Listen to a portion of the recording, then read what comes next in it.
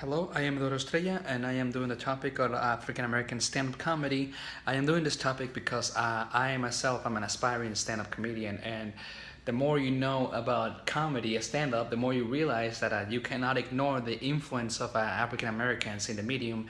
There were so many successful comedians who had an underlying theme of suffering and struggle, whether it could be economical or social or whatever. There's a struggle there, and they make light of that.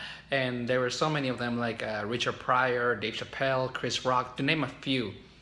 And while I was studying this, I realized like there's so many comedians that we don't know about, African American comedians that we don't know about, but they're really funny, really influential, and really important. There's Red Fox who like before George Carlin and Lenny Bruce pushed the envelope of what could be said on stage. There's Mums Mabley. I don't know how to pronounce her name correctly, but she who talked about sex and about like being a black woman, which was never heard of before her. Like she was one of the first spokesmen for black women, and she's a stand-up comedian.